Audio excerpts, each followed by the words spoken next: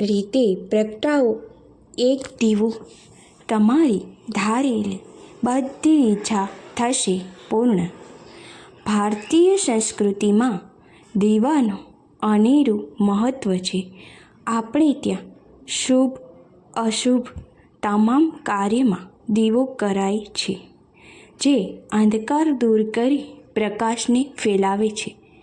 તેમ જીવનમાં માર્ગ કાઢી આપે છે. જ્યોતિષશાસ્ત્ર તેમજ ધાર્મિક ગ્રંથોમાં જીવનમાં શુભકામનાઓ સિદ્ધ કરવા, દેવી દેવતાઓને રીઝવવા તેમજ ગ્રહ દોષ કે જીવનમાં સંકટ બાધા દૂર કરવાના અનેક તુરંત ફળ આપે તેવા ઉપાય જણાવવામાં આવેલ છે. તેમાં દીપ પ્રાગટ્ય કે દીવો પ્રગટાવવાનો ઉપાય શ્રેષ્ઠ મનાય છે, પણ તેના વિધિ વિધાન કે નીતિ નિયમ અનુસાર સ્થાન અને વસ્તુ અને સમયનું ધ્યાન રાખી કરવામાં આવે ત્યારે જ તે દીપ પ્રાગટ્ય તમારી કામનાને પૂરી કરે છે. આ ઉપાયને નિયમિત રૂપથી કરવાથી ઈશ્વર કે દેવી દેવતાની કૃપા પ્રાપ્ત થાય છે અને વ્યક્તિના દરેક દુઃખને દૂર કરે છે અને તેના પોતાના દરેક કાર્યમાં આપણને સફળતા પ્રાપ્ત થાય છે. આ ઉપાય અલગ અલગ ચીજોથી કરવામાં આવે છે. માટે જ પ્રાચીન સમયથી હિન્દુ ધર્મમાં પૂજા સ્થાનમાં સવાર સાંજ દીવો પ્રગટાવવો, ઘરના આંગણામાં તુલસી ક્યારે કે ઘરના દરવાજે દીવો કરવામાં આવે છે તથા ભગવાનને પ્રસન્ન કરવા માટે મંદિરમાં દીવો પ્રગટાવવામાં આવે છે તથા દીવાથી આરતી પણ કરવામાં આવે છે. સરસવના તેલનો દીવો પ્રગટાવો. સાથે સાથ ડૉક્ટર દ્વારા આપવામાં આવેલું સૂચનાઓનું પાલન કરો. જીવનમાં અણધાર્યા વિઘ્નો આવ્યા હોય તો ભગવાન ગણેશના આશીર્વાદ મેળવવા માટે 4 મુખી ગાયના ઘીનો દીવો કરો.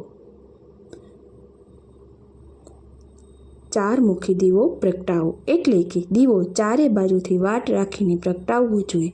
ગણપતિ સમક્ષ દીવો કરી ઓમ ગમ ગણપતિએ નમઃ મંત્રની 1, 3, 5, 7 કે 11 માળાનો સંકલ્પ કરવો.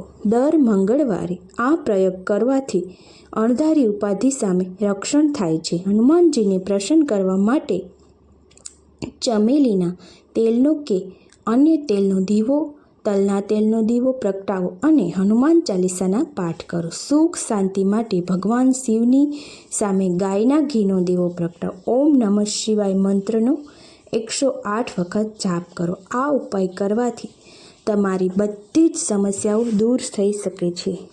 શત્રુ સંકટ સામે માટે ભગવાન ભૈરવને પ્રસન્ન કરવા માટે સરસવના તેલનો દીવો પ્રગટાવવો જોઈએ. આ ઉપાય કરવાથી શત્રુઓનો ભય દૂર થાય છે.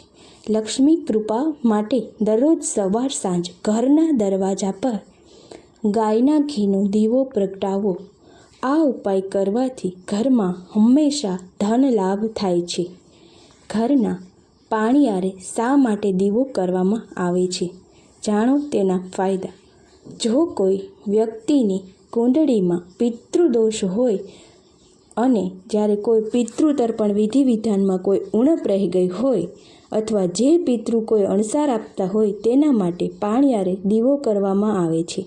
આ સિવાય પણ જ્યારે કોઈ વ્યક્તિના જીવનમાં ખૂબ પ્રયત્ન છતાં પણ તે વ્યક્તિનો ભાગ્યોદય થતો નથી અને હંમેશા તેના જીવનમાં સમસ્યા રહેતી હોય છે, નોકરી ધંધા વ્યવસાય તમામ જગ્યાઓ મુશ્કેલીઓ નડે છે, નુકસાનીઓ આવે છે, લગ્ન જીવન, ગૃહ જીવન, સંતાન પ્રાપ્તિ, જમીન મકાન મિલકત પ્રોપર્ટી અંગે કોર્ટ કચેરી, ભાઈ ભારું કલેશ આવી સમસ્યા હોય ત્યારે મોટે ભાગે કુંડળીમાં પિતૃદોષ જણાઈને આવે છે.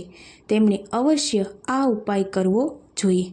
પિતૃકૃપા અને પિતૃ શાંતિ માટે શુદ્ધ તેલનો દીવો પાણીયારે સવારે સ્નાન કરી શુદ્ધ થઈ કરવો જોઈએ. સાંજે પણ આ દીવો કરી શકાય છે તથા આ દીવો આડી વાટનો અને કોળિયો માટીનું હોવું જોઈએ.